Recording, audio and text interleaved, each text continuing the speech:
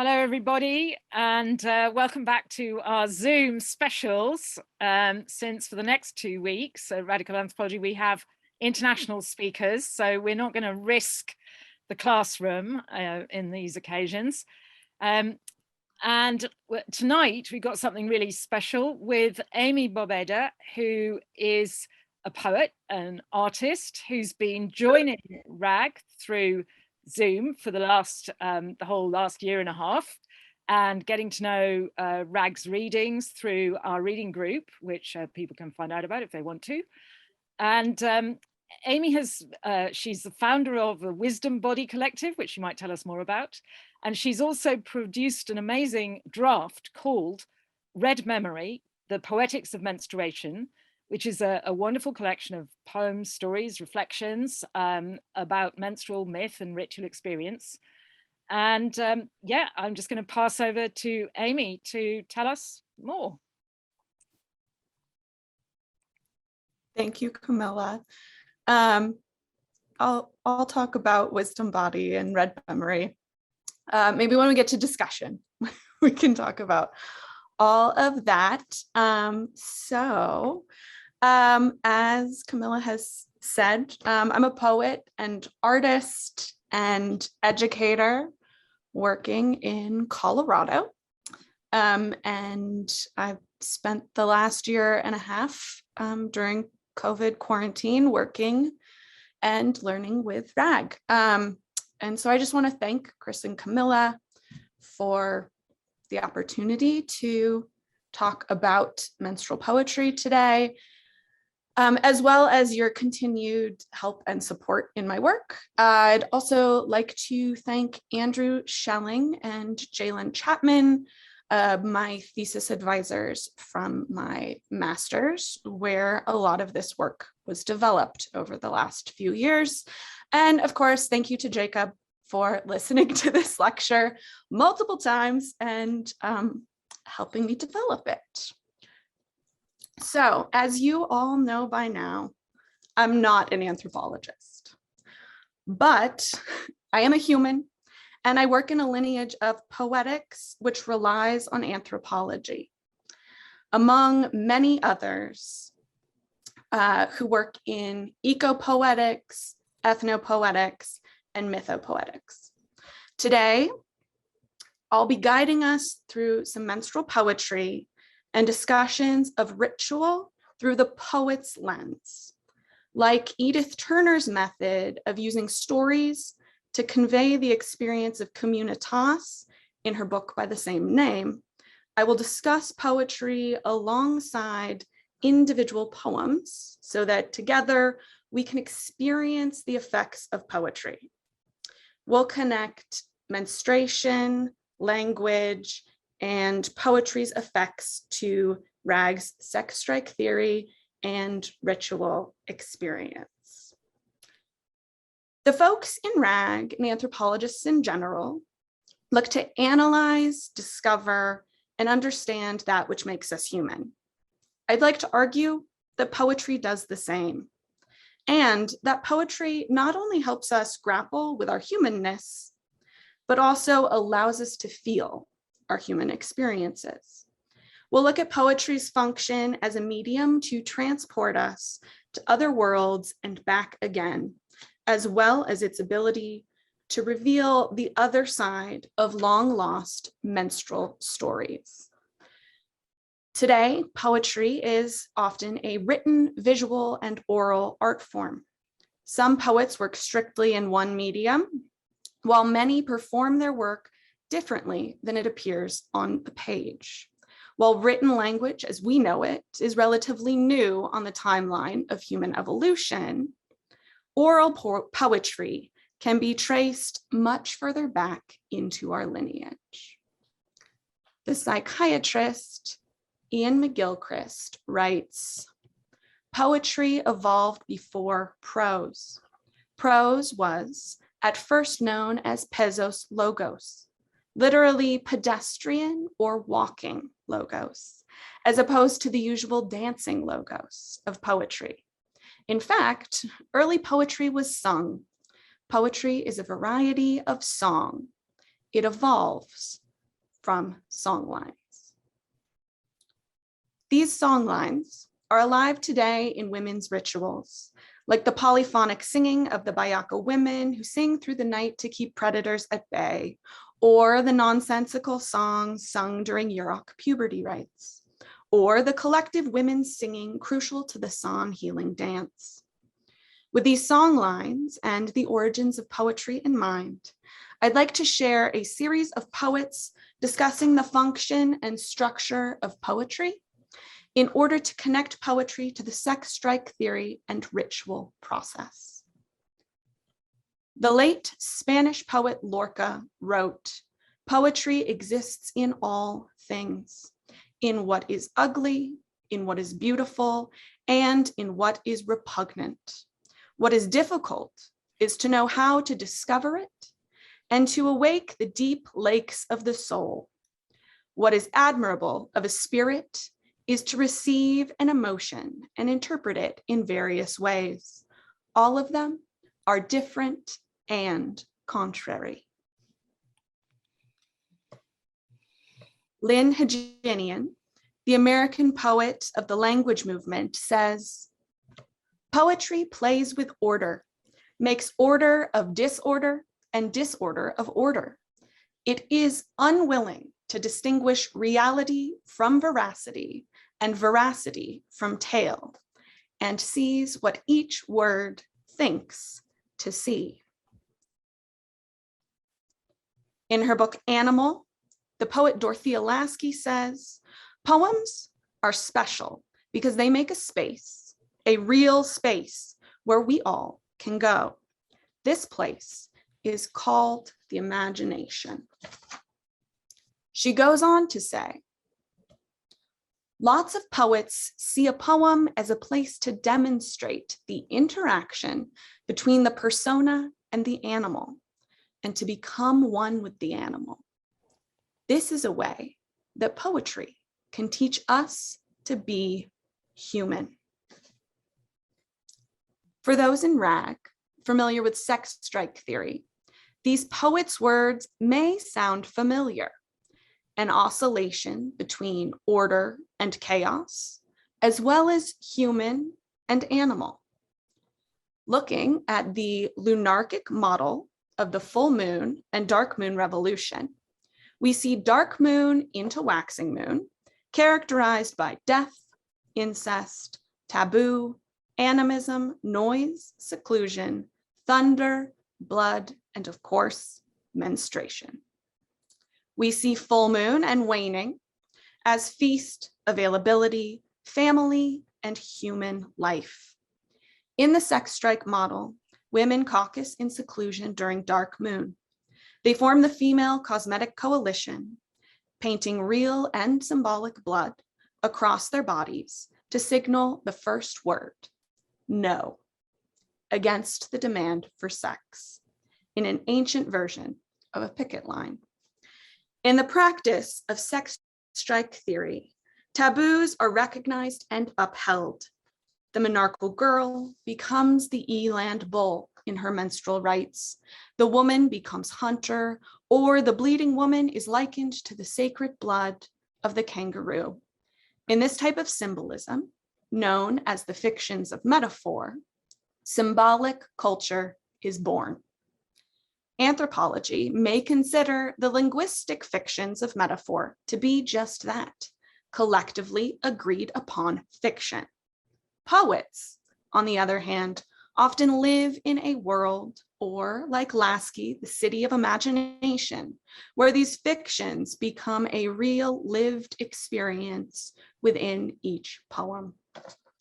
While ritual relies on embodied experience, poetry mirrors ritual through language, transporting us to other worlds and bringing us back again.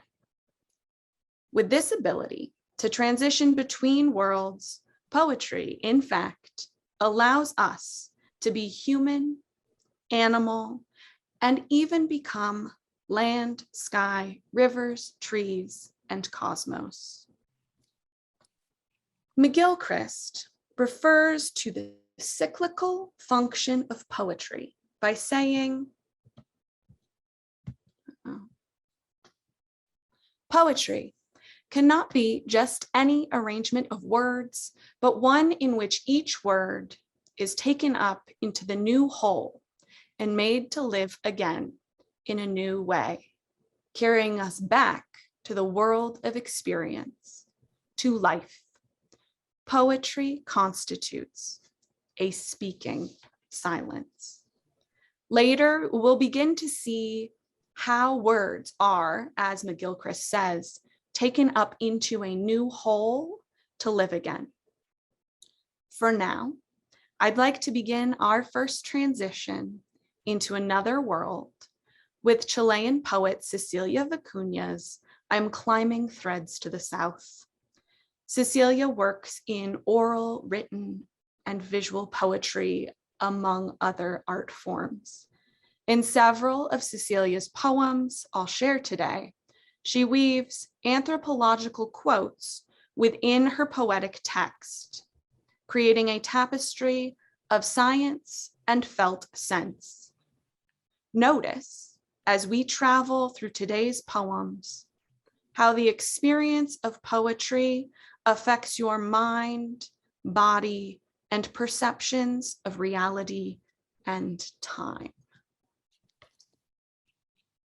This is I Am Climbing Threads to the South. I am climbing threads, the threads that lie over there in the south. The numb that I do, this numb here that I dance, this numb is a death thing, a fight. Numb resides in song, in bees, in blood, in stars, in honey and rain, in those that can heal. Blood is the most ancient tonal material, a song without words, a cry of love for the menstruating girl. For Lorca,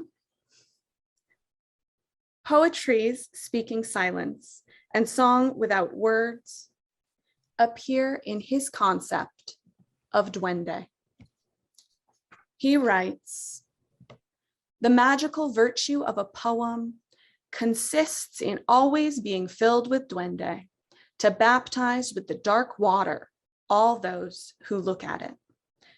At first, we might think that Duende is solely a function of darkness, an element of the dark moon, but Lorca goes on to say, with Duende, it's easier to love, to understand, and be certain of being loved and being understood. And this struggle for expression and communication of the expression in poetry sometimes gains fatal characters.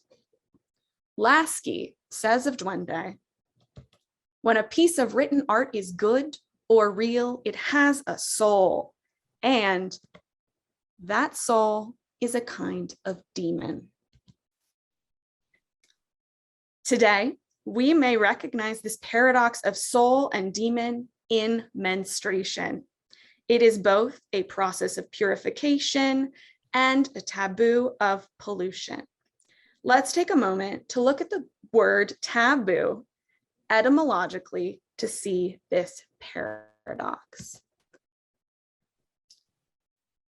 Taboo in English is derived from the Polynesian taboo or tapu. The word is made up from the root ta, meaning to mark, and pu, which is an adverb of intensity. Taboo, therefore, means in English, marked thoroughly. In many Polynesian languages, holy and forbidden are inseparable concepts. A thing which is holy is by the same token forbidden. A thing which is forbidden is also holy. Now, we can see that this vital paradox of dark and light, soul and demon extends Duende beyond poetry and writing into the nature of taboos. I believe we could say that Duende is intrinsic to individual numinous experience and collective ritual. It is both of us and the other, a soul and demon, pushing us to live fully in the face of mortality. Lorca implies that, like ritual, Duende cannot exist without a certain cost. Ritual requires costly sacrifice. Physical, mental, spiritual, economic energy is spent throughout a preparation and the duration of a ritual. Poetry, too, requires a cost. You could even say poems use costly language. Rhythm, meter, verse, tone, rhyme. Duende asks a poet to sacrifice. No generic words will do. Like ritual, the costly language of a poem relies on focus and intention. Spacing, enjambment, punctuation, each symbolize a clue to the reader as they travel through a poem. Similarly, there are no extra words or lines when Duende has had its way with a poem. In ritual experience, a message spreads through individuals and the collective, transporting people to another world. These messages are considered fictions, returns to first creation, human becoming animal, humans changing sex, collective metaphors, explaining weather events. Through enacting these shared metaphors, ritual allows us to become different. The monarchal girl becomes an animal. Red ochre becomes blood. The dead return to the land of the living, and the world turns upside down. Poetry allows us to feel, understand, and articulate difference in fictional utterances. Unlike prose, poetry works on us, temporarily making fictions a real experience. To reach this transformative power of poetry, Lorca says, the Duende has to be aroused from the furthest corners of the blood. And Duende won't appear if it doesn't see the possibility of death. So, if we return to the sex strike moon chart, we see that Duende involves blood, death, baptism in dark water, and non-human demons. We see a direct correlation on the dark moon waxing cycle, which is also the time of menstrual solidarity. We could therefore connect the transformative soul of Duende to menstrual rituals and seclusion. And if we remember Lorca's earlier quote, with Duende, it's easier to love, to understand, and be certain of being loved, we begin to see that Duende resides in both darkness and light. It needs soul and demon to survive. Now, I'd like to turn to the work of anthropologist Edith Turner to look at the phases of ritual and connect them to the monarchal girl and transformative menstrual experience. In her book, Communitas, she looks at theories and practice of complex ritual and liminality developed with her husband, Victor Turner. She says, when complex rituals are involved, especially for the young in rites of passage, they inevitably display the three-stage dialectic of change. First, separation from the old, followed by betwixt and between, and finally, the celebration of the return of the initiates into their new community. Cecilia Vicuña puts this in more poetic terms with this poem,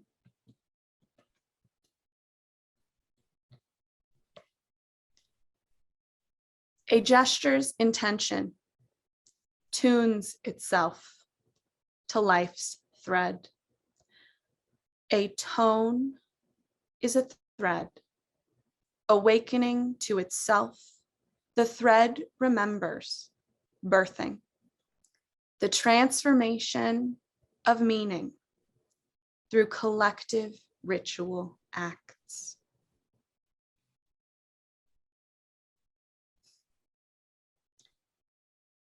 A collective ritual, Vicuña says, is an act of learning.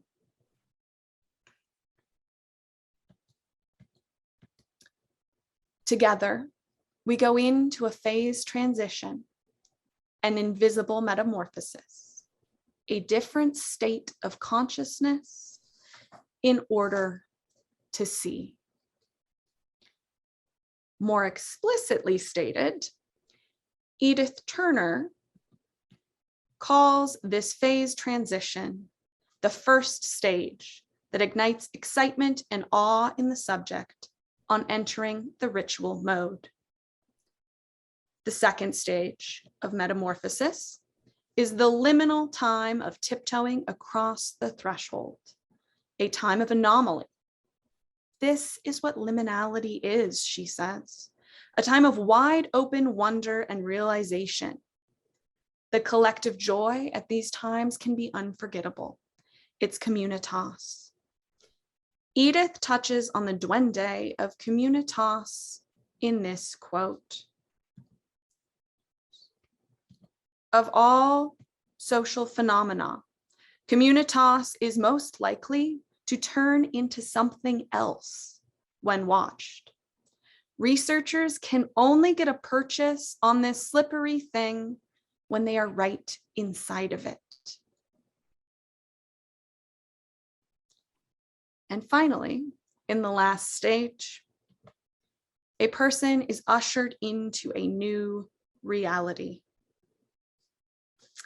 As Vicuña put it, the transformation of meaning or a different state of consciousness in order to see. A person goes through it all and comes out different. In menstrual ritual, we see the three stages as follows. Stage 1, the appearance of blood. When a menstruant begins to bleed, and ideally the moon has gone dark, they separate from the community. In the liminal second stage, the menstruant regroups in solidarity. This might mean menstrual seclusion with the Female Cosmetic Coalition or entering other dark moon rites and rituals. In this liminal space, the Yurok would say, this is the time she is at the height of her spiritual powers. The bleeding girl is neither dead nor alive, but in between worlds. This in-betweenness gives her spiritual and ritual potency. For a time, she's able to occupy the other worlds, and in some cases, she may use her ritual potency to transport the rest of a community to other worlds through collective ritual acts. In the final stage, the girl ceases to bleed. The moon moves into fullness and life returns to normal. This is the time of feasts, parties, ovulation, and marital sex. A part of the girl has died, and yet she has lived. The woman is changed. This time spent in liminality for some people can result in greater life changes. Turner says, liminality sometimes becomes a way of life, a much broader phenomenon generating another whole genre of culture. People of all kinds populate its in-between world.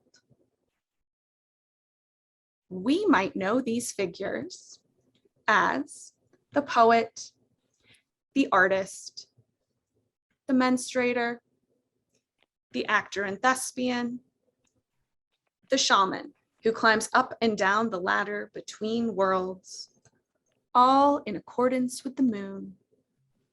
who dies and is reborn every month, just like the menstruating girl.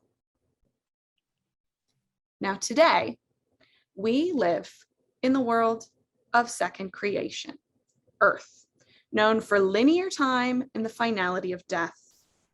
These travelers I'm speaking of may move up the ladder like Jack up the beanstalk to face his death and menstruate in the sky. Or like the Pierrot in Peter Gau's An Amazonian Myth and Its People, ascending on a plate up a rope to heaven. In menstrual mythic stories, the descent of Inanna and the capture of Persephone, the menstruant travels down to the underworld, where a version of herself, the maiden, dies through her first menstruation, like Inanna on her meat hook, and is reborn a fertile woman. Her magic resides in her menstrual potency, her ability to resurrect symbolically like the moon, entering into a life of cyclicity and periodicity. How might this potency and ability to travel apply to poetry and language? McGilchrist says, language, which opens us up to what is beyond language, is really more important than anything. And this ability is essential to the function of poetry. So now, I'd like to turn to menstrual poetry. The most commonly referenced menstrual poem comes from Lucille Clifton. Clifton was a 20th century American poet from Buffalo, New York. This is a poem in praise of menstruation.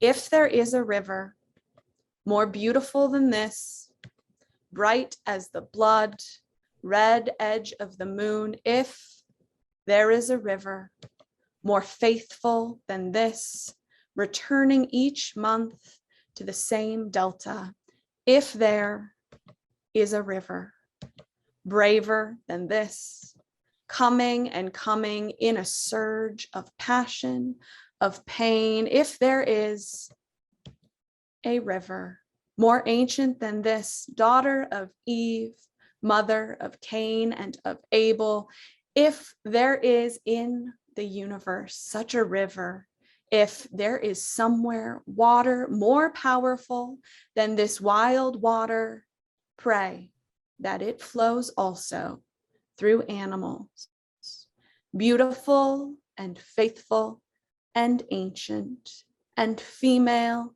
and brave.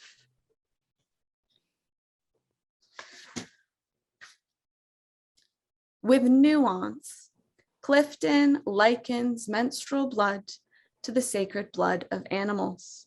Woman and animal become one, as do woman and land, through the ancient, brave, female waters of menstrual blood.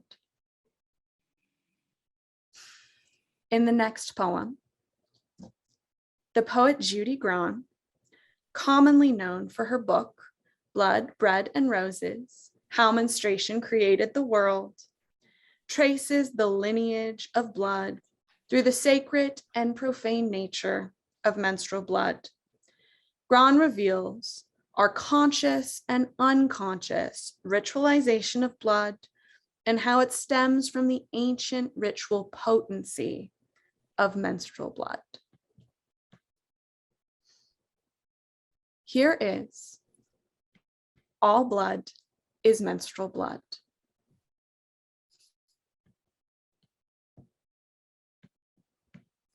Images of blood are all around us everywhere. In our modern urbanized society, blood is depicted, spoken of, displayed. The blood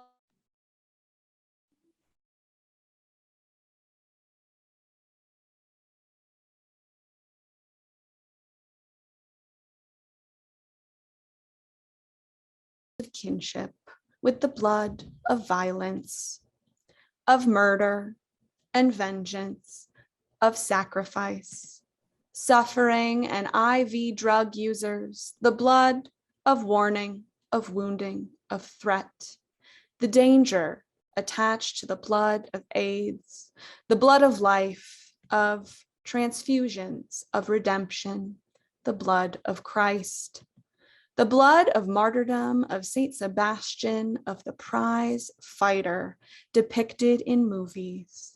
Blood is genealogy in bloodlines, family blood, the blood that is thicker than water. Menstrual blood is the only source of blood that is not traumatically induced. Yet in modern society, this is the most hidden blood, the one rarely spoken of and almost never seen, except privately by women who shut themselves in little rooms to quickly and perhaps disgustedly change their pads and tampons, wrapping the bloodied cotton so it won't be seen by others, wrinkling their faces at the odor, flushing or hiding the evidence away. Blood is everywhere, and yet the one, the only, the single name it has not had publicly for many centuries is menstrual blood. Blood is in the name and in common expression, in the blood of the Lamb, in the blood of blood, sweat and tears, in the blood of the Sangre de Cristo mountains, in the blood of blood brothers, the blood of the stigmata, the blood on the moon, the blood that cannot be squeezed from turnips, the blood dripping from the mouth of the vampire, the blood stain on Lady Macbeth's hands, the blood gurgling down the shower drain in horror films. Real blood is everywhere in our society. Saturday night blood, drive-by shooting blood, the blood he was covered in after he was shot or stabbed or blown up, the pencil-thin line like a necklace across her throat, the great spread of it when she was chopped up, the bloody nose, the bleeding ulcer, the sting of hemorrhoids, the blood on the surgeon's gown and the butcher's apron, the many rivers of battle and massacre that have run with blood, the battlefield soaked, the sand reddened, the blood on your child's ear and the wife's mouth and the young man's cheek. In the cities, the gutters are streaming and sidewalks pooled and car seats puddled and emergency rooms smeared and police clubs stained.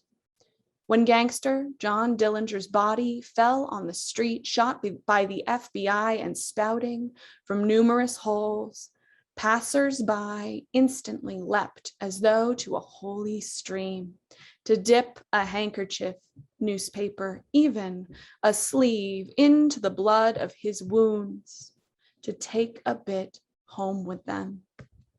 Blood is magic. Blood is holy and wholly riveting of our attention. Menstrual blood, like water, just flows. Its fountain existed long before knives or flint. Menstruation is the original source of blood. Menstrual is blood's secret name.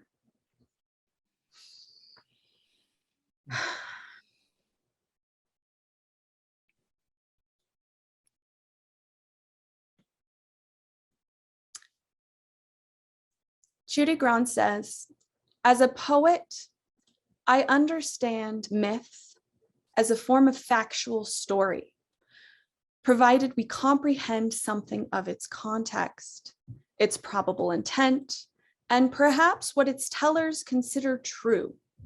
Social myths can deeply affect the viewpoint of both history and anthropology. Mythology is a common source for poetry and has always been embedded in our cultural songlines. Eheduana, an ancient menstruator, now dubbed the first poet, is considered the first recorded poet who wrote praise poems in cuneiform to the goddess Inanna in Mesopotamia over 4,000 years ago. In one poem, she exclaims, "Princess of silence, unfailing great lady of heaven, when she speaks, heaven shakes. Open mouth, she roars." I'd also like to note that her poems frequently liken Inanna to a wild cow. In ancient Greece, the menstruating poet Sappho, along with the Greek playwrights, made the relationships of gods and goddesses central to the experience of modern Greece. Last term, we learned from Jacob's lecture on the anthropology of Shakespeare the importance of Venus and Adonis, a story rooted in the story of Inanna and Dumuzi, as central to the bard's work. Mythology allows poets to reimagine and reconnect the mundane world with the land of first creation. This type of reimagining could be considered translation. A successful poetic translation is not a literal word-for-word translation. Poetic translation relies on changing idioms and shifting words between languages to ensure the duende of a poem remains intact. This also means that over time, as language grows, transforms, and translates into other languages, elements, meanings, and stories are lost, often leaving us with only one side of a story. Today's journey into mythology travels through the Aboriginal myth of the Wawilak sisters. Many people in RAG may already be familiar with this myth from its original ethnography by Warner and the frequent use of the myth in Chris's work on the rainbow snake, menstruation, and symbolic culture. In a moment, I will play a 4-minute video poem of the Wawilak sisters from my graduate thesis project. But first, I'd like to read what the American Zen poet, Gary Snyder, says of dream time.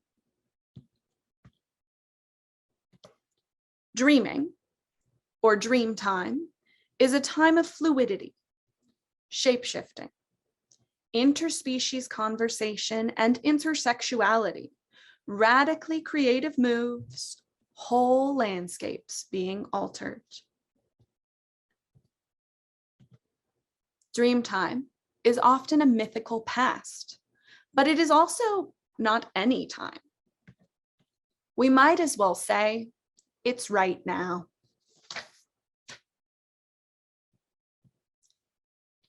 It is the mode of the eternal moment of creating, of being, as contrasted with the mode of cause and effect in time. Time is the realm where people mainly live and within which history, evolution, and progress are imagined to take place. We see here a poet's way of describing first creation and the constraints of life lived in second creation. Lasky goes on to connect poetry and the liminal dream world by saying, perhaps this is poetry's purpose in our lives, to reconnect the real and dream worlds to one's now dormant light. The poet Penelope Shuttle further connects these worlds to the menstrual cycle in her book, Alchemy for Women, by noting the menstrual cycle is the dream cycle, and women are the greatest dreamers. Now, I invite you into a menstrual dream world with the 4-minute version of Arnhem Land's myth of the Wawilak sisters.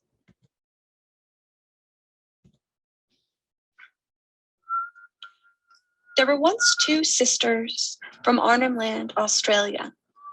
From a Wawilak country, they were called sisters. The older had a young son who she carried across her body.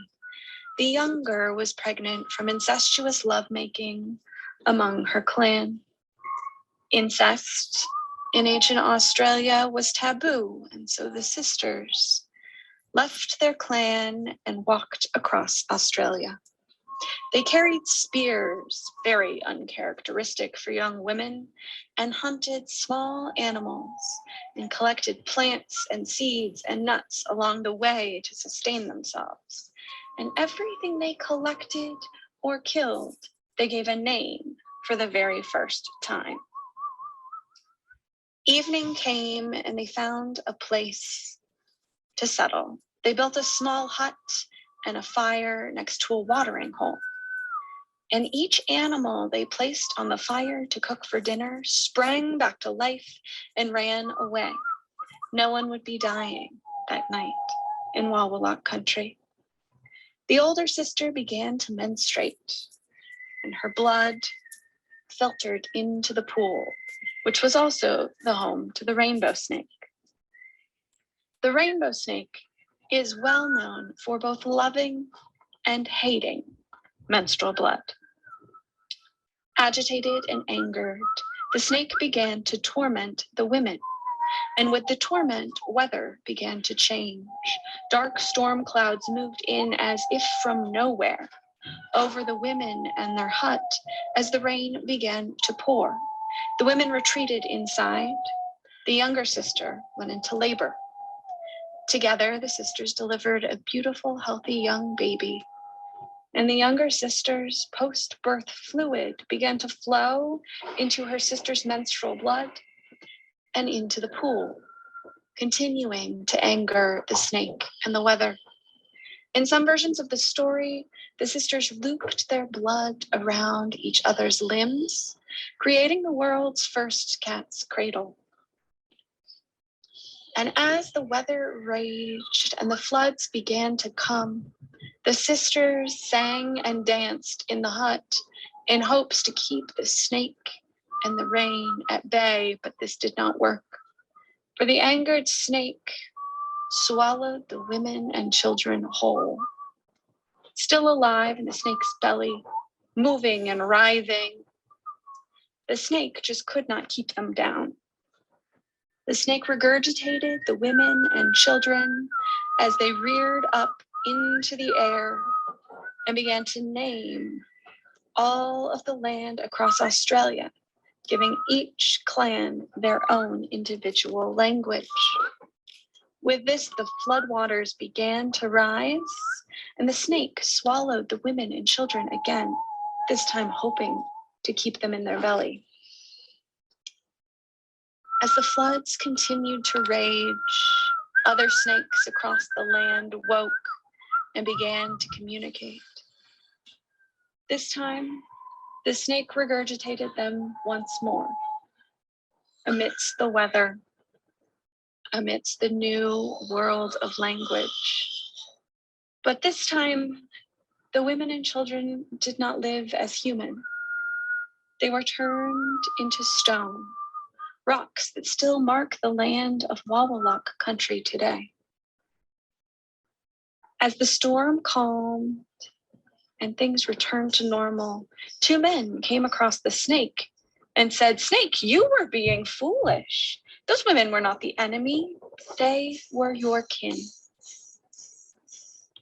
So in exchange, the snake gave the men the sacred dance of Wawilak country, which is still danced today.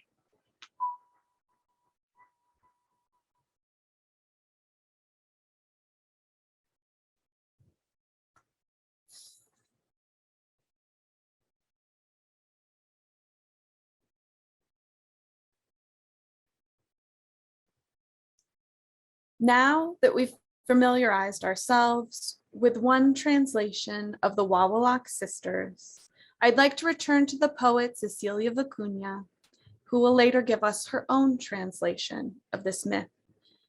Cecilia's work is feminist, ecological, activist, and focused on the ephemeral. You could say that Duende is a driving force in her poetics. Now we'll look at Vicuña's approach to poetry through a literary and linguistic lens to show how she traces etymology through languages to connect menstruation to the body, just like we did earlier with the word taboo. Her approach to language is multilingual and ancient. She works through a process that uses etymons. An etymon is an earlier word or ancestral word that gives birth to newer words. We can trace etymons the way we trace a family tree.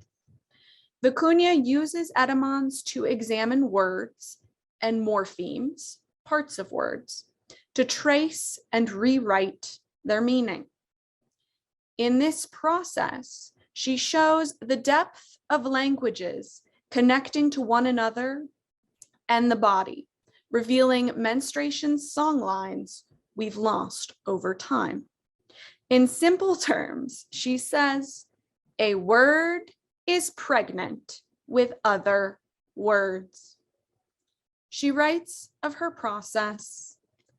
Having lost the memory of the original meaning, we can invent an etymon, true meaning, one that contains within it what the word will be, to go backward and inward simultaneously, to contemplate the origins and the future, the ancient and the current signified. We experience Vicuña's play with etymons by moving backward and forward through the next poem.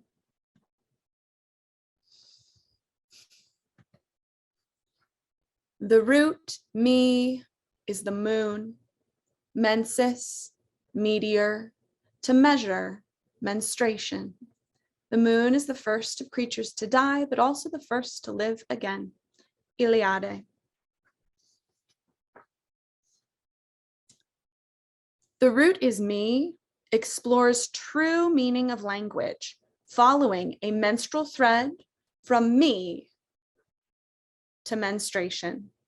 In English, me is both Vicuña and the prefix me for measure, meadow, to take note of and to grow.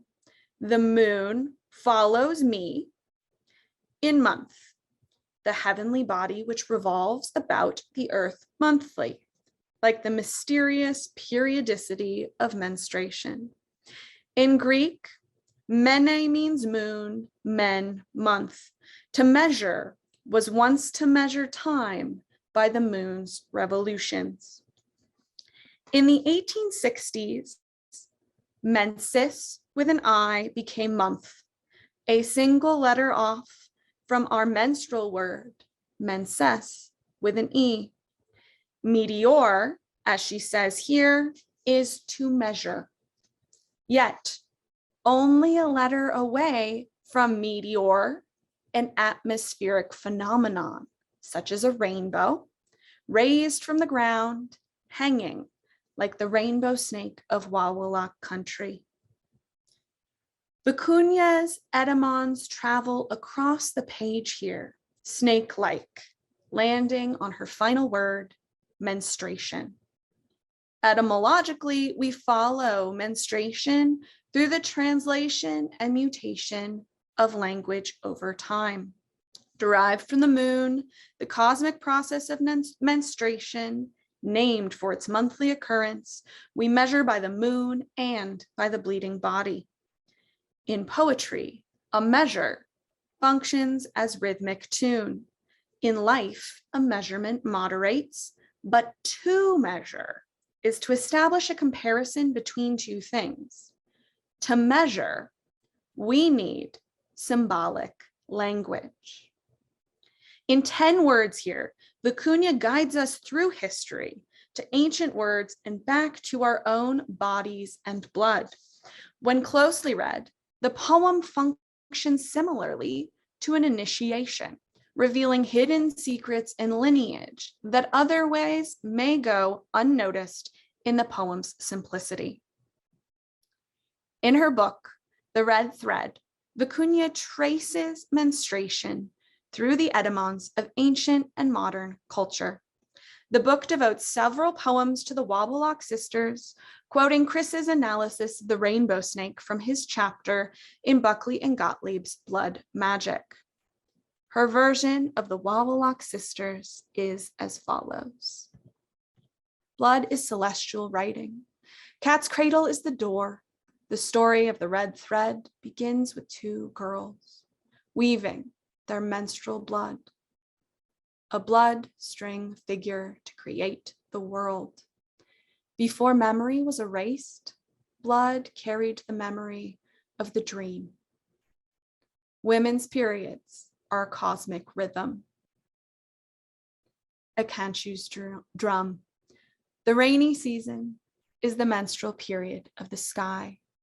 Varasana saying. I'm going to read this one more time. Blood is celestial writing. Cat's cradle is the door. The story of the red thread begins with two girls weaving their menstrual blood, a blood string figure to create the world. Before memory was erased, blood carried the memory of the dream. Women's periods are a cosmic rhythm. The rainy season is the menstrual period of the sky.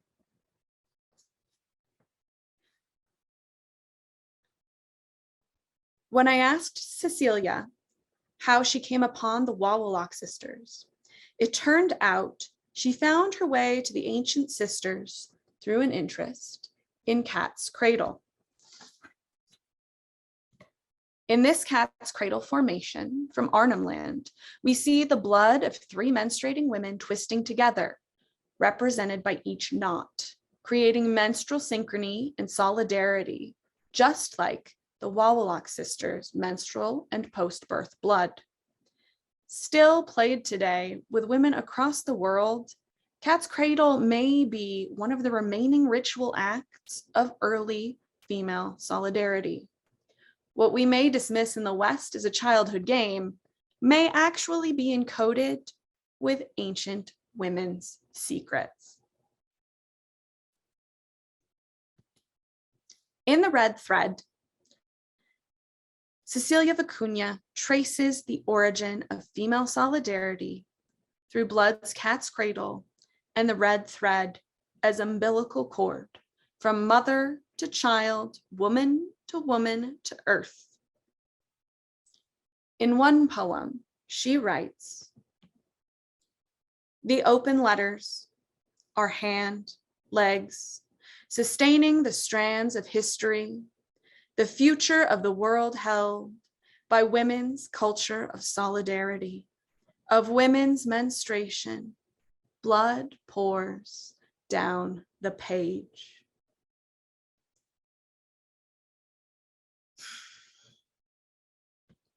Through the myth of the Wawilak sisters, she likens letters to the body, letters forming out of the cat's cradle of menstrual and post-birth threads, and the thread of forgotten history. Language is menstrual. I'm going to read that again.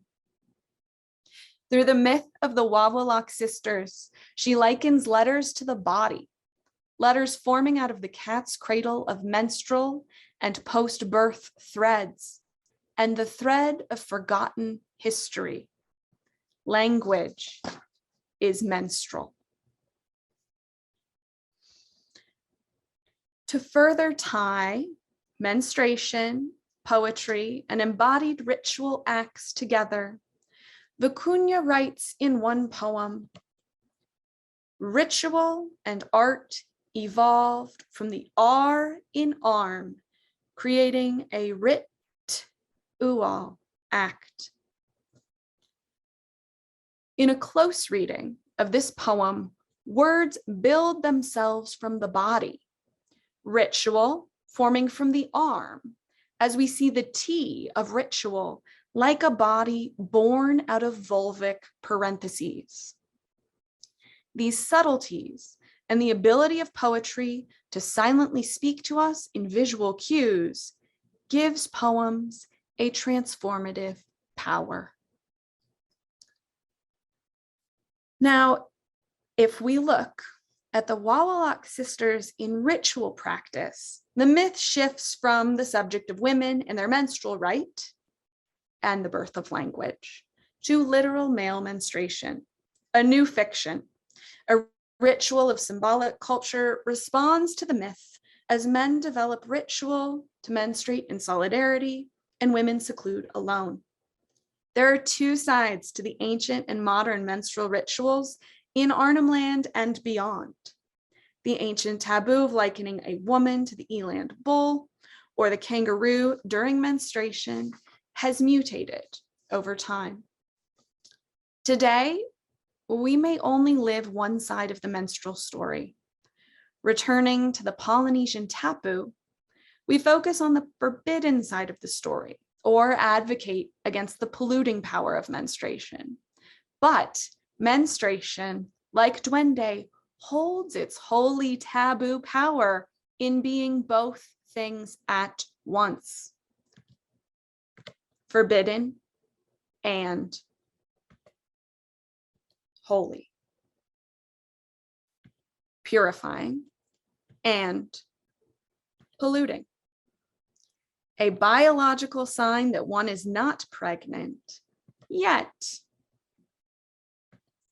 is healthy enough to become pregnant soon.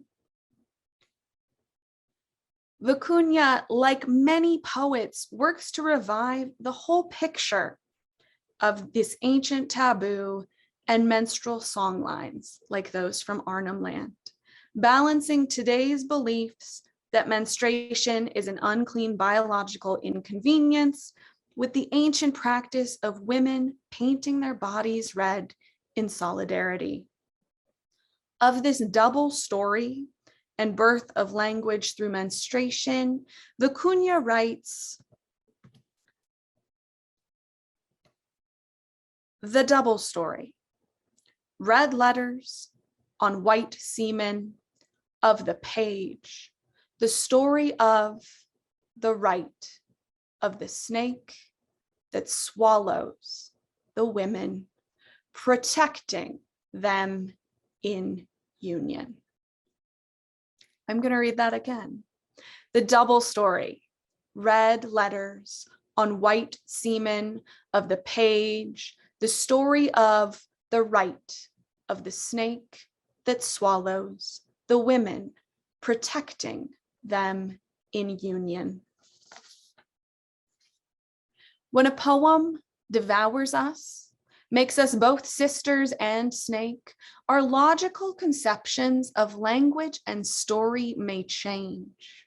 We are both human and animal in the liminal, mythic, and dream time. This is, I believe, the transformational power of language through poetry. A songline from ancient to modern humans and back again. Like the thread, remembering itself birthing, poetry allows us, often through the coded fiction of lyrical language, to remember what we've forgotten throughout the later stages of the Anthropocene, the menstrual origins of language and culture, the power of the menstruating girl to transport us to first creation, and the importance of living and dying through periodicity and cyclical time. I think it's hard to understand poetry's importance in a culture that prefers short sound bites over text, and, at least in the States, a culture that long taught poetry through rather specific constraints, often emulating the work of early Americans or European poets with language today's readers may find inaccessible. This is where etymons and translation become important. through using etymons to find true meaning, poetry can draw ancient threads from mythology and culture into current language, weaving a tapestry for generations to come. The poet laureate, Joy Harjo, wrote recently in the introduction to Living Nations, Living Words, "We carry maps of destiny in our poems. These maps move and guide us forward and backward simultaneously, tethering us to the ancient origins of language and culture, while propelling us into the future.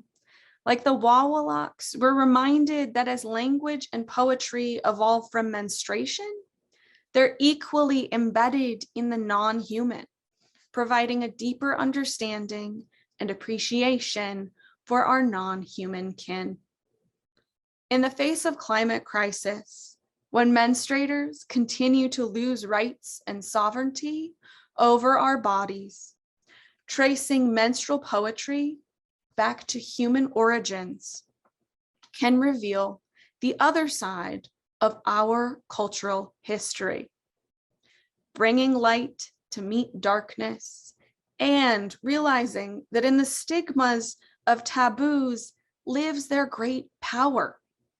Poetry reminds us what makes us special as human and reveals that we too, as Gary Snyder puts it, are a beautiful animal. And through our own animism, poetry can shift anthropocentrism.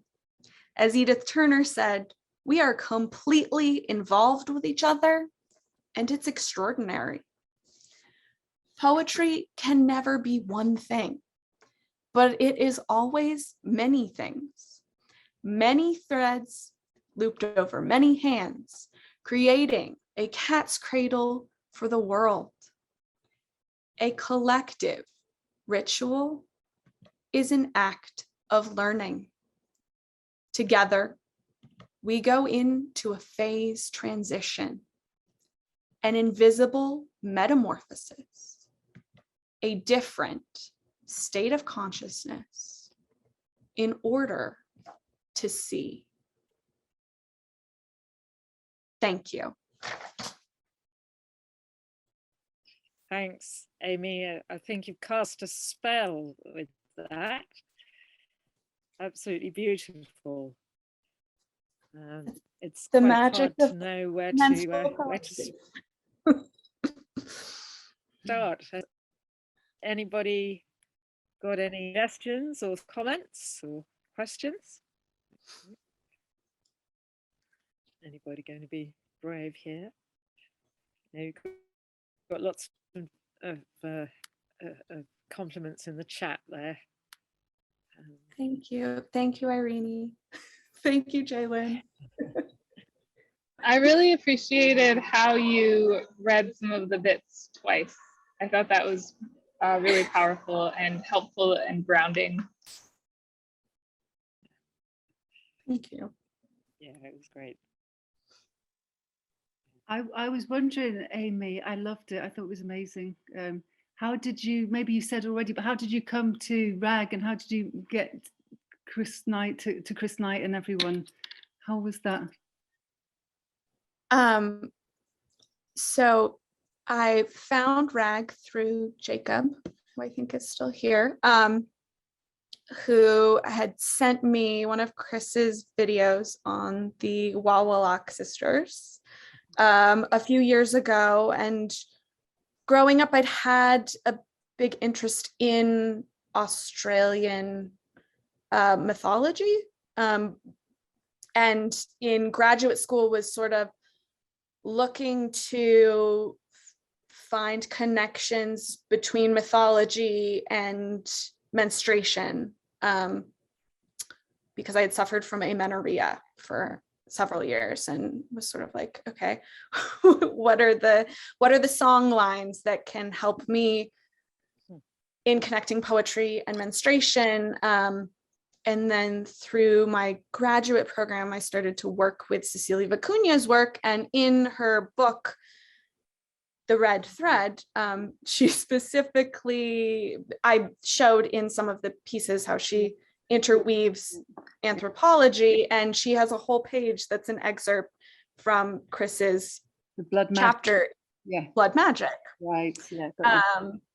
So it all sort of started to blend together.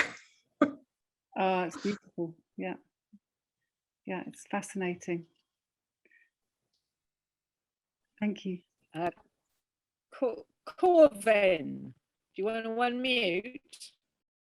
Yeah, hi. Thanks, Amy. Wonderful talk. I have a comment and a question.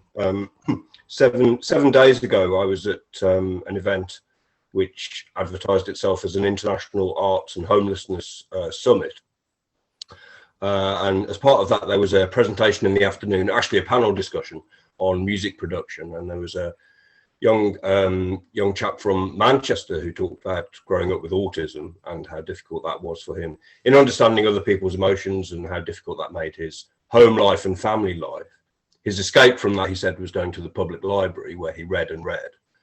But the way he described his story, a key part of it seemed to be his first discovery of poetry and how that helped him, in his words, for the first time to, you know, something clicked about being able to understand other people's emotions and their intentions towards him. So I just remembered that when you were making your general remarks about the function of poetry. I thought that was a great sort of anecdotal example of that. Just a quick question, very technical question. You used the word Anthropocene at one point. I wondered if you could clarify your definition of that one, because it could mean different time periods and different contexts, right? Thanks again. Yeah, of course. I would go with the current geological period in which humans are living, but I'm going to defer to one of the scientists for a better definition. Camilla. Well, I don't know. Anthropocene, it hasn't really been nailed down as to when it starts. There's various suggestions that it might be after the unleashing of the atom bombs, but also potentially it could be back as far as into, you know, farming. But it's basically an idea that humans have so affected, it's the era in which humans have so affected the earth that we're changing the ecosystem, the systems of the earth, the geosystems. Can Chris add any to that? I don't know. Well, yes, it's the, I mean, yes, Camilla's right, it's many different things, but it's from a geological point of view, has the fact that humans have been around changed geology? Can geologists say, right, humans, it's a new stage? So obviously humans have done enormous stuff, mostly horribly damaging to this planet, but made massive marks. With any geologist, any geologist from outer space would say, right, something really weird's going on. And that's the Anthropocene. It's the period more recent than the Holocene, the recent period. So yeah, it's just, yeah, I mean, quite how you define it, as Camilla said, it might be different, might be a bit difficult. But these huge, you know, dams, massive roads, tunnels, and never mind, you know, artificially melted glaciers and stuff. I mean, it just made a difference to the geology of the planet. That's the point. And I think now too, you get a lot of new language to define the Anthropocene. For some people, it's now become the capital scene and sort of focused on the Anthropocene, focused in capitalism, or like Donna Haraway in, I think her most recent book calls it the Thulucene. So there are a lot of thinkers and poets that imagine with it differently, but there's a great book, Counter Desecration, and it's several poets sort of creating a dictionary of terms for surviving the Anthropocene. Yeah, thank you. Tam has a question. Go, You're Tam. muted, Tam. Unmute. Tam on mute. I've lost him. Lost him. Still muted. Tam. Hello. Can you hear me? Yeah, you can hear me. I thought it was this microphone that I have wasn't working properly. Amy, that was absolutely amazing, wonderful, and immediately, I mean, I did have in the same general reaction to Jacob's. I thought, fucking hell, I just want to watch that all again. It's like, it was so rich, so blood rich in material, so wonderful.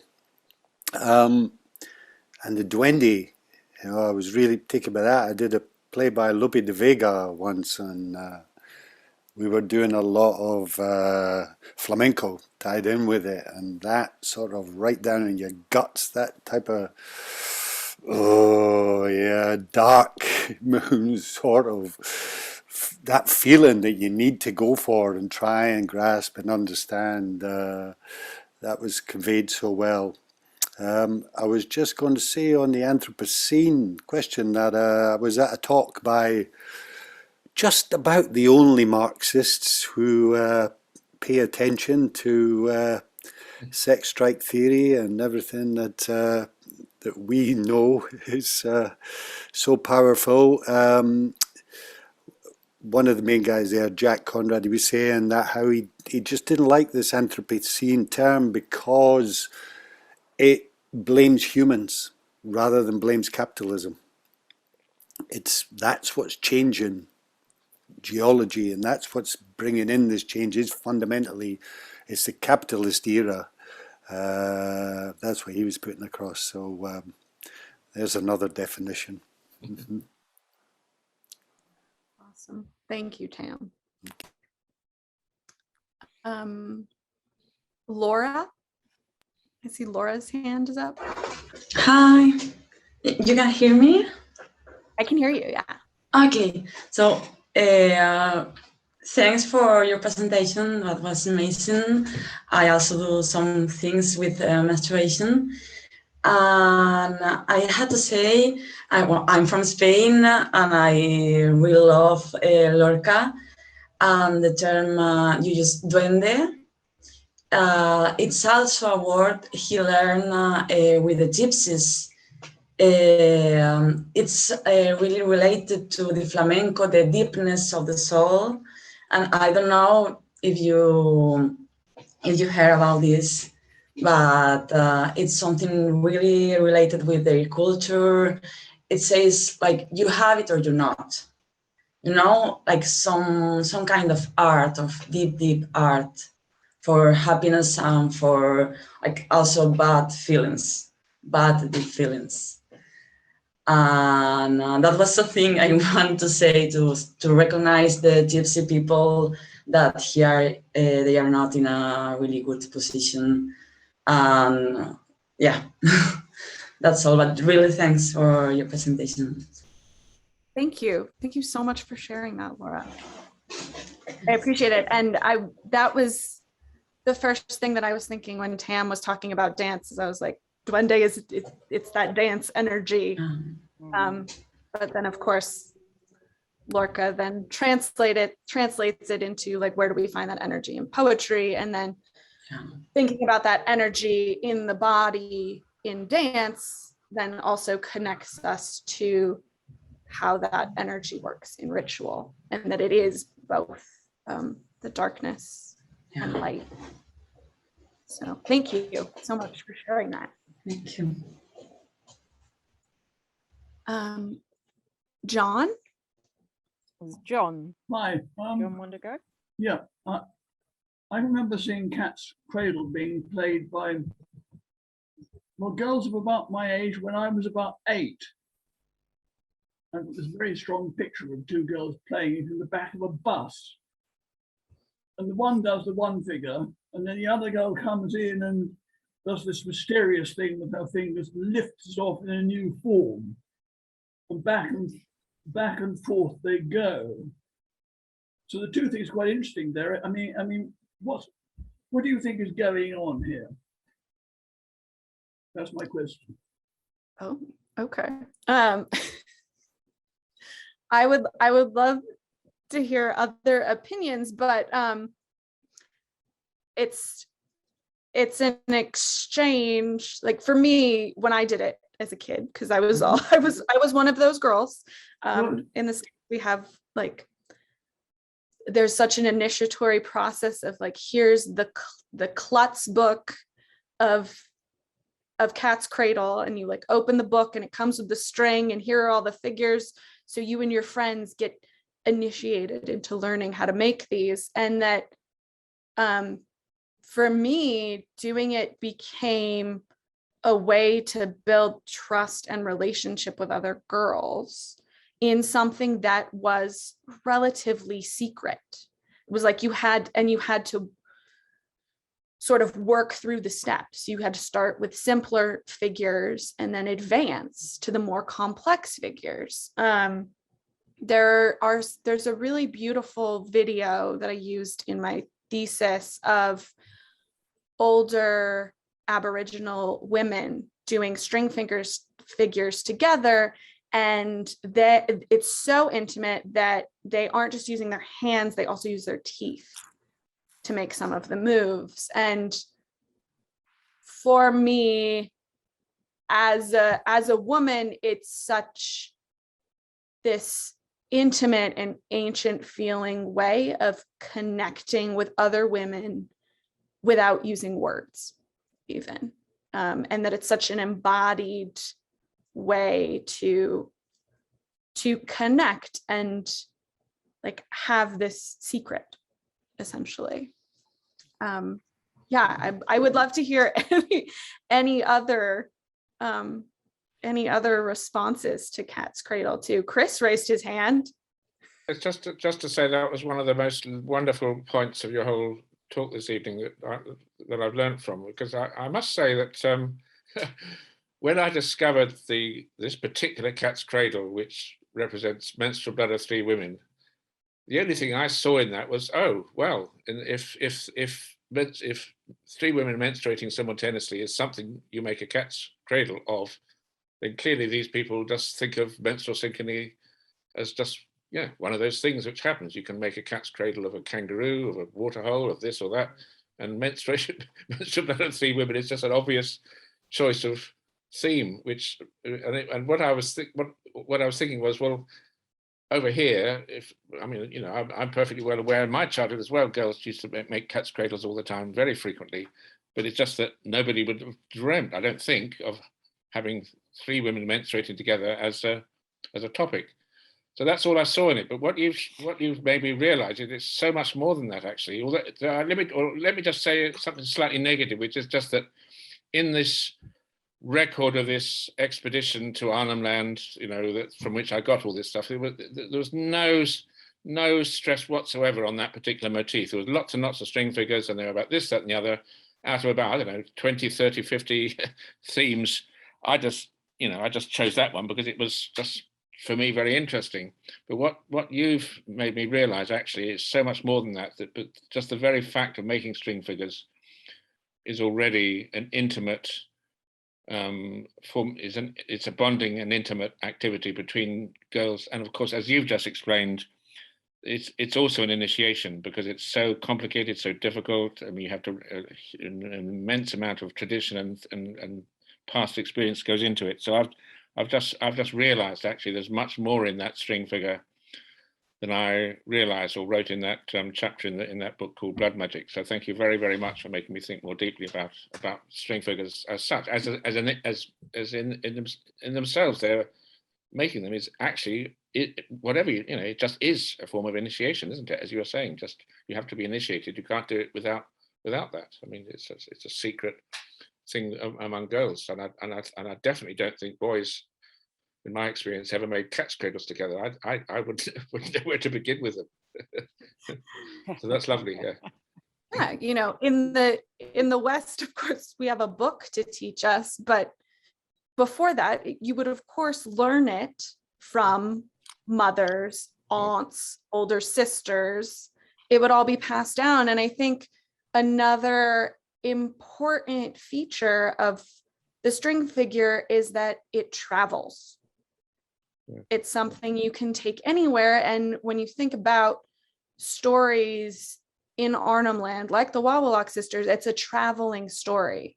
It's a story you tell while you're on a journey that's marking land, and that something like a string figure evolved in a time when you didn't have a lot of belongings. Anything you were going to take needed to travel easily, and that you could make a string figure very easily too, which I think is also the other thing just to say is, I mean, that glorious slide that you ended your talk with, that glorious image of Cecilia herself with these immense thick string figures, these wonderful ropes between heaven and earth, all beautifully read.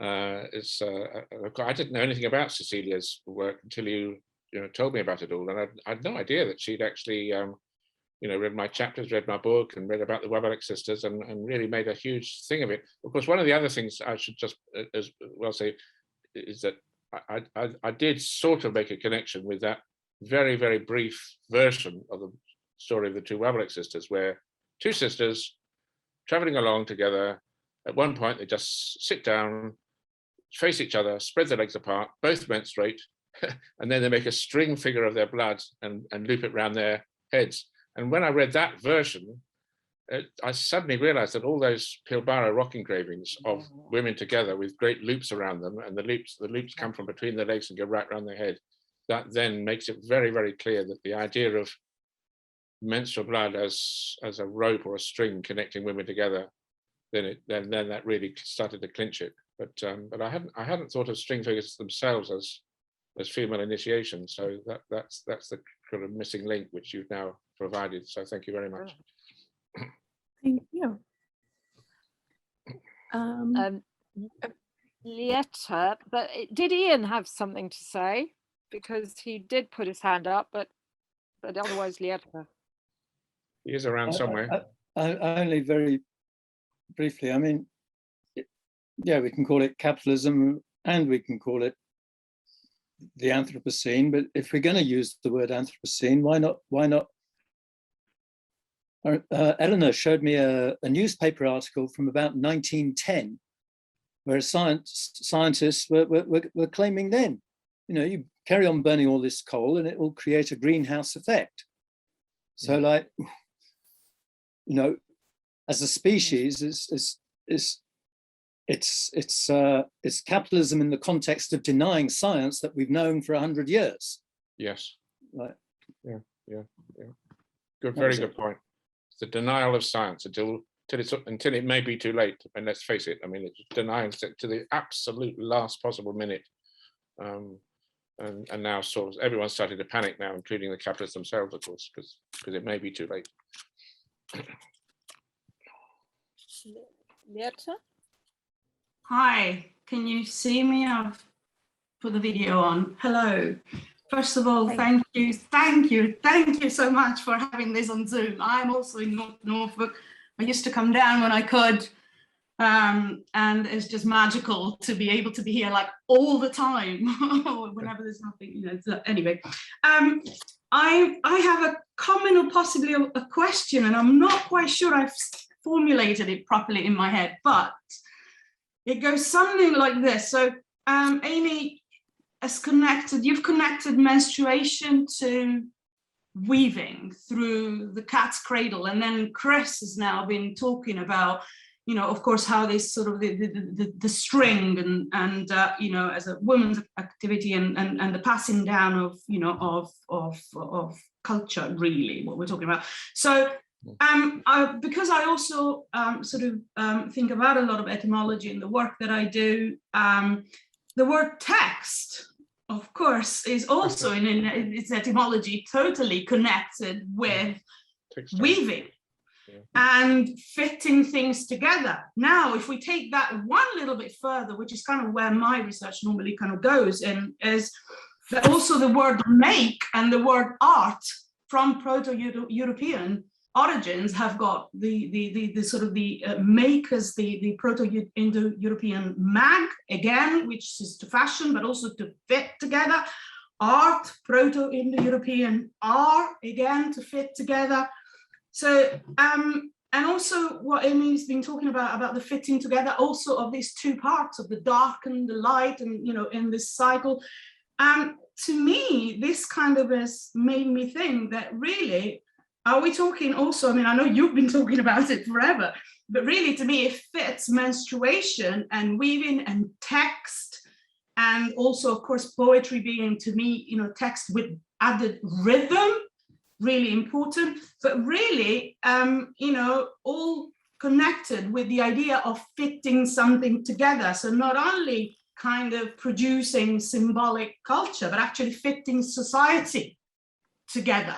This is kind of my reading of this, and it's sort of, it was quite a little light bulb moment. I don't know whether it's, you know, but if we go etymologically, then I think there's a good, there's a good strand there, or at least in my head. I don't know if it's, you know, in anybody else's head, but it's something that I wanted to share. So that's it. So thank you, Amy. This was, it was absolutely brilliant. And I love that the presentation was poetry in itself. Yeah, so thank you. Thank you. Thank you so much. And I think you just demonstrated how to use etymons to trace cultural history, which is so exciting. Yeah, thank you. Thank you, Lieta. This was also in my head, but I just don't have such good words to express it. But I just wanted to underline the film you made, which made me in touch with my children's memories, sort of Dreamtime, and also being in touch with what we have around. Thank you for the visual message you interwoven it with. Thank you. Thank you, Helena. I'm so glad you were here today. Tam. Chris again. Yes, hello. I wanted to ask you about Cecilia. Is she a visual artist as well as a poet? And yeah, because I saw one of those works of hers at the Tate Gallery. I think I mentioned to Chris a couple of months ago when I met them at Greenwich. Big hanging extraordinary piece. Yeah. That was wonderful. Yeah, that was probably her menstrual kipu. So she does a lot of installation work. She's a painter. She makes small figures out of like reclaimed trash that are called precarios, and the sort of the ethos of the precarios is that it's something reclaimed, but then it will not last for long. So most of her work, like I said earlier, is ephemeral. So a lot of installation or performance pieces that are done publicly will be reclaimed by the earth, which is why her thread, which in this we talked about the red thread, but she's also used yellow and white, and more recently spent more time with blue thread in conversations that she's having about water politics and water scarcity, but that they're always unspun wool so that they will naturally degrade if she doesn't retrieve them, sort of, if that makes sense. And is she writing in English, or was that what you were meaning by towards translation as well? She writes multilingually. A lot of her work is originally in Spanish, and she has one translator who works with her primarily. But she does both, and in her books will pull in indigenous words as well as other languages. sort of as she works with etymology. Yeah. And one last thing, it was my daughter is just about to embark on the menstruation journey, so it has great substance to me from that point of view, and how, if anything, I can offer her, and also just seeing myself. I am placed between menstruation and menopause on the other side. I'm a partner, but with Morgan, I do wonder about with anything, because I think she could potentially grasp Cecilia's poetry at that, well, at 11-year-old. I don't. And it was when you said about the cat's cradles, I thought, yeah, that is the type of thing. Definitely girls take to these type of things, definitely more. But the one that she has pursued a lot, with her mum often, but with friends too, is more the clapping, sort of playing that type of thing, which is a sort of initiation that they have to, and they thrive on learning and getting faster and faster, clapping each other. And there is a similarity in that, but cat's cradles could be certainly a way in with this, so thank you for that too. Because the visual presentation was just wonderful as well, the way that it all came up so beautifully.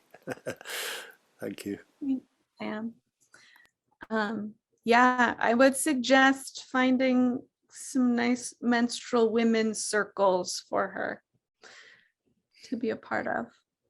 Groups of menstruating women together.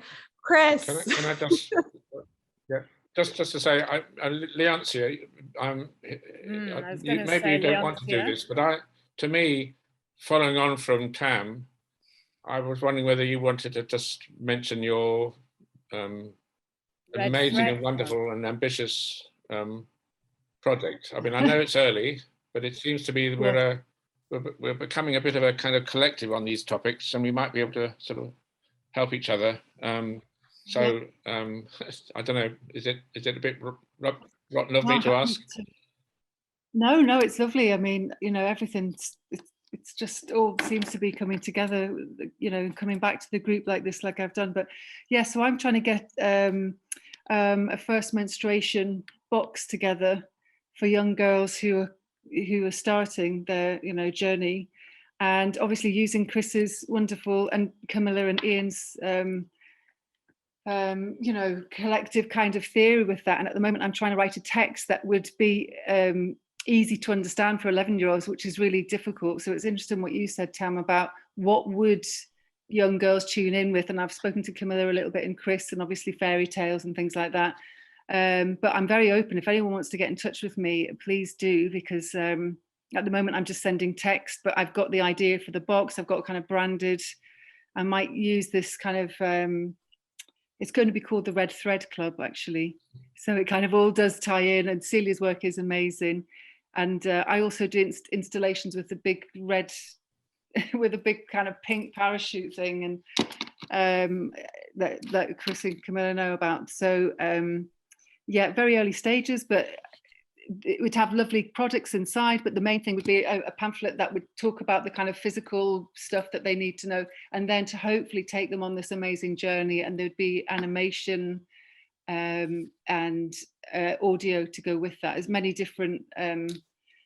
I've been told that girls will respond to many different platforms to get into it. You can't, text probably, especially the way I'm kind of writing. I mean, the idea for the booklet, just quickly, is a kind of family album, a kind of scrapbook stroke comic stroke family album. And it's really, I mean, it kind of, at the moment, it starts with the Big Bang and then hopefully moves on from there. So, and I know it sounds a bit mad, but the animation would make it much more easier and faster. I won't go into big scientific, really heavy scientific stuff, but a kind of like a family album kind of thing. And then, putting women and menstruation back in the context where it should be. Because I'm researching all the different products. There's loads of products out there, but nobody talks about evolution or taboo, or not really, only in a negative sense, So thanks, Chris and Camilla. We'll, you know, watch this space or get in touch, please. Yeah. And Belle, do you want to say something? Oh yeah, hi.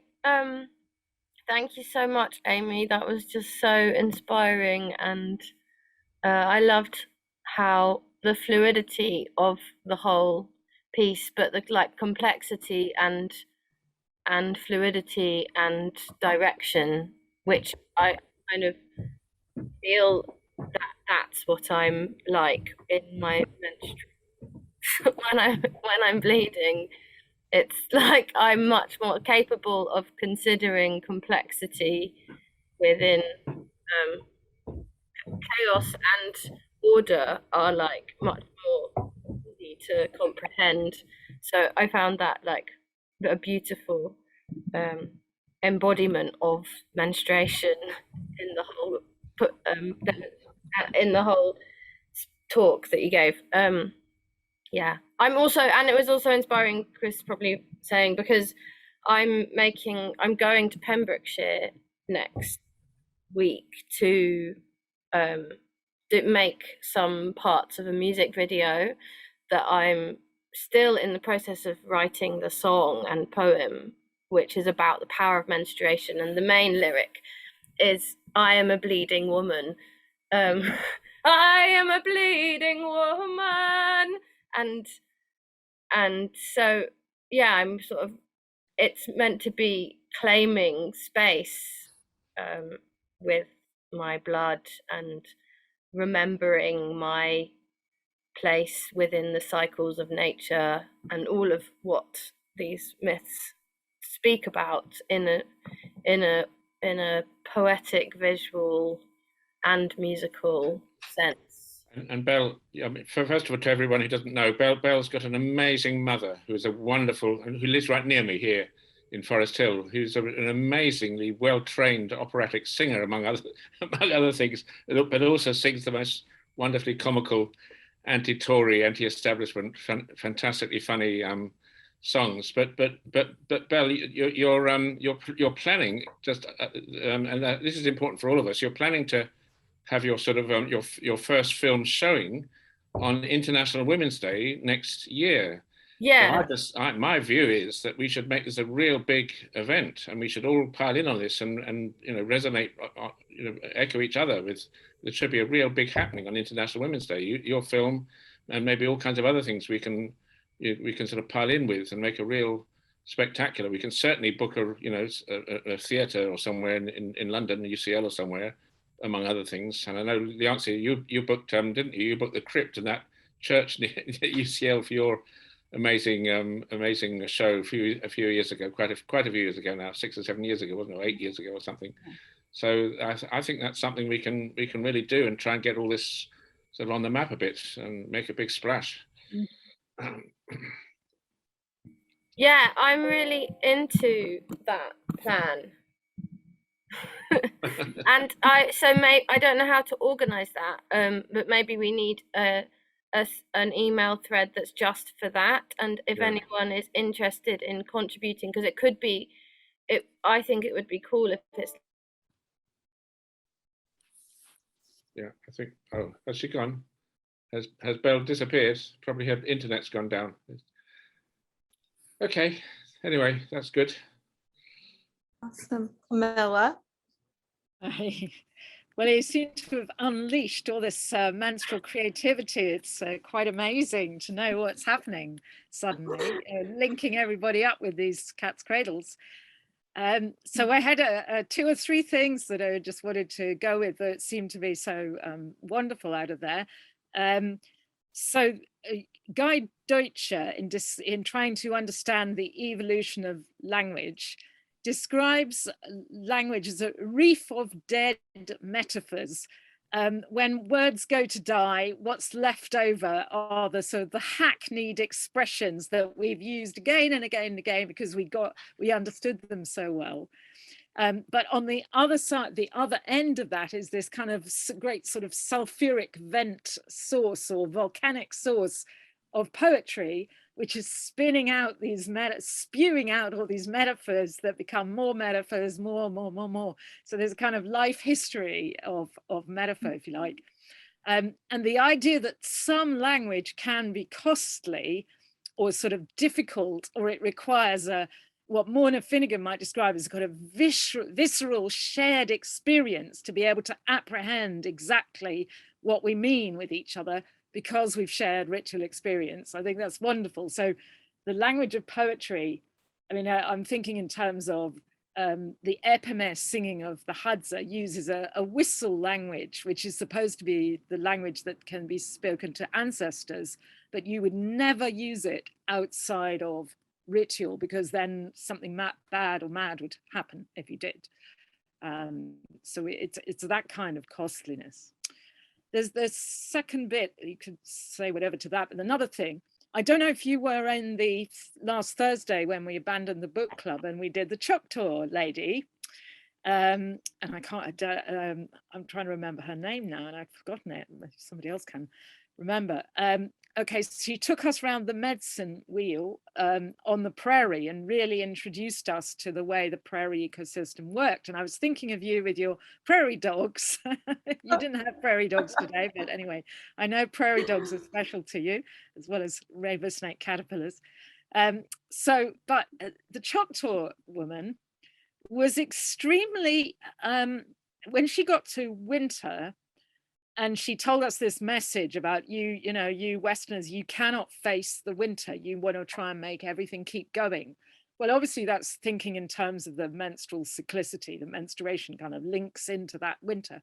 But what especially struck me was her deep reaction against the Demeter Persephone story. She really, she almost blamed that story single-handed for the Western mindset of refusing to accept and go with winter. It's a pretty strong reaction, that seemed to be, since that myth is actually a celebration of a mother-daughter bond that's kind of unbreakable in some way. And the other thing that, maybe say something about that, but the other one, I was going to say, and a celebration of seasons existing. Yeah. Sure. Yeah.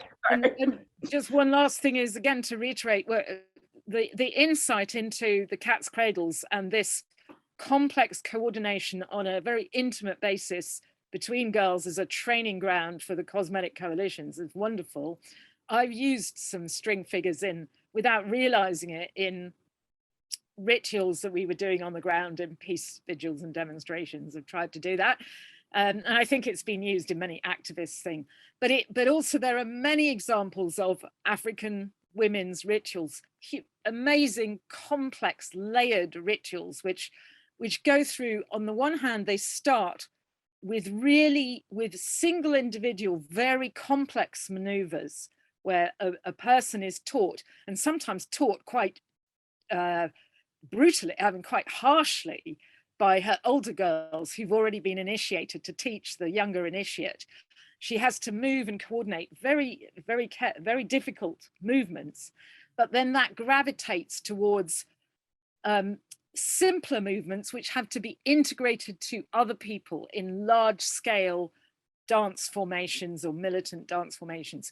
Particular examples would be Venda initiation, the Domba cycles, also Audrey Richards with the Bemba Chizungu, which is the most incredible documentation of female initiation in Africa, really. And there are some other examples I was thinking of. Anyway, but that's a beautiful insight, that idea. But really appreciate that. Thank you. Yeah, as you're talking more about it, it's making me think about like other Western girls' initiation of like when girls begin taking dance classes, or when they join choir, and learning the various steps to then join the group ritual. Which is very exciting to me. Yeah, it's funny that you bring up the costly language. It's something I don't use those terms with my students, but when we're doing line edits of poems, a lot of times we have to be like, okay, now try to say this line. And if you're in a situation where the language is too costly, your reader can't read the line because they're tongue-tied. So there becomes such this balance and focus of the costly language, and sort of deciding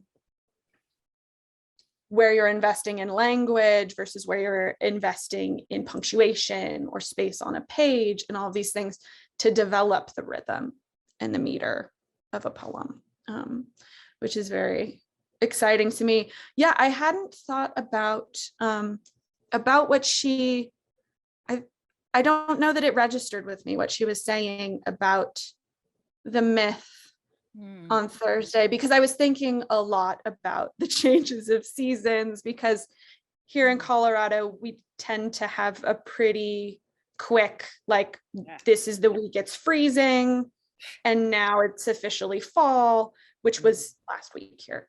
And thinking about how that starts to affect everyone consciously or unconsciously, and like everyone behaves differently at school suddenly because it's fall and it's going to get cold, when like we don't live in the Northeast, it's not going to be crazy.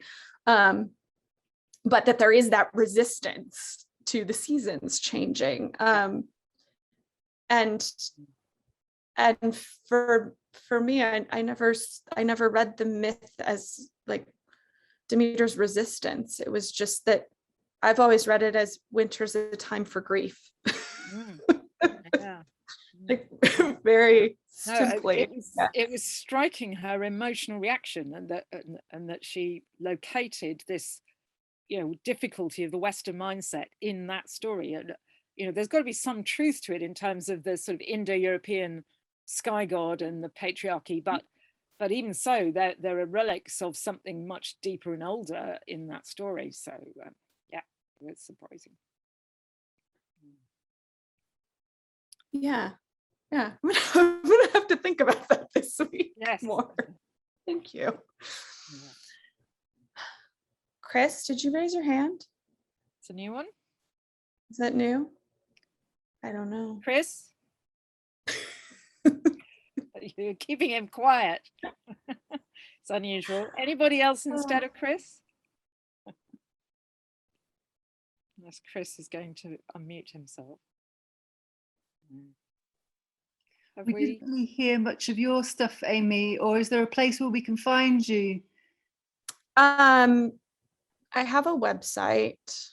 It's my name. I'll put it in the chat.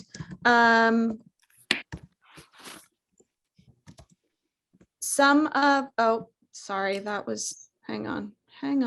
How do I do this? Yeah, I have a website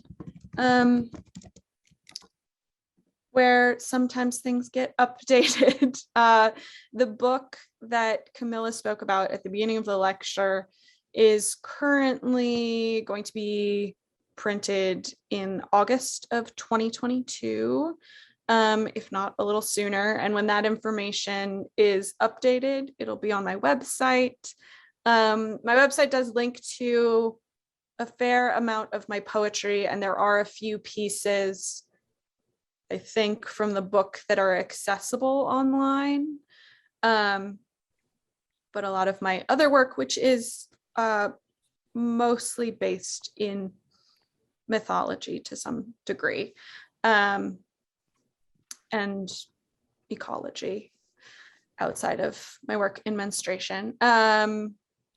Yeah, and then Camilla mentioned Wisdom Body Collective, and we are an artist collective that came out of my graduate school, the Jack Kerouac School of Disembodied Poetics here in Boulder, Colorado. And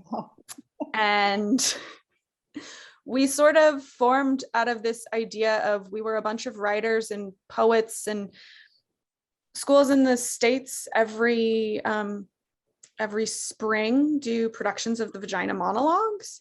And our school was about to do a production, and one of my classmates and I were like, this is weird. We're writers. Like, why aren't we writing about our own bodies? Why are we reading something Eve Ensler recorded from someone 2 decades ago? Not that that's not valuable, but like, we also have bodies and tools, and we should begin to express them. So it's a process-oriented collective. The core is 6 women, and we sort of work in somatics and somatic experience, connecting to values of the sacred feminine. And we publish books, and we publish online, and yeah. So there's that as well. Yeah. Thank you. You ought to be stopping quite soon. Yeah, yes. Is there any last question? I was going to make one more comment following Amy, if I can, but is there any other last question or comment to finish on? Yeah, I was just going to say that when you were talking about etymon from Cecilia Vicuña's wonderful idea, the word that comes to my mind most powerfully that requires etymons is cunt. And that word absolutely has a mysterious, kind of almost a bifurcate etymons. It kind of goes in different directions, with connected to women and connected to creativity in various ways. And as soon as you talk about vagina monologues, of course, I know Eve Ensler really wanted to reclaim cunt. But of course, vagina has quite disturbing etymons, really disturbing etymons.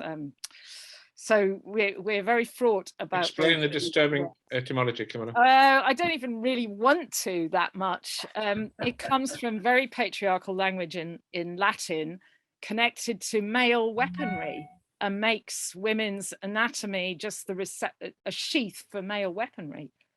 It's very, it defines women's anatomy in terms of men, whereas cunt is totally on female terms. I know it has different usage in US.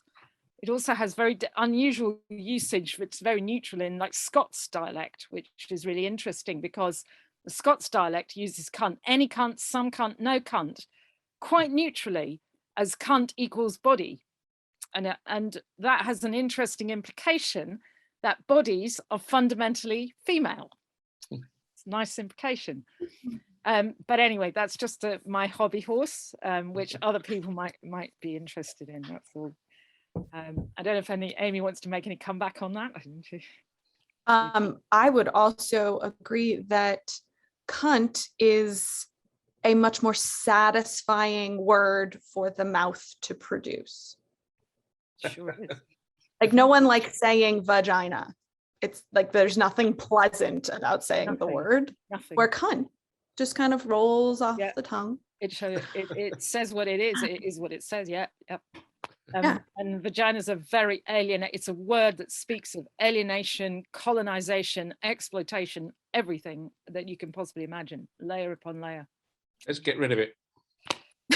I think I tend to have bigger issues with the fact that in the States, at least, we often refer to the vulva as the vagina. Yeah, but that's a cover. That isn't accurate. Right. It's like a like, euphemism and a what is it called? A metonymic or whatever. Yeah. For the whole.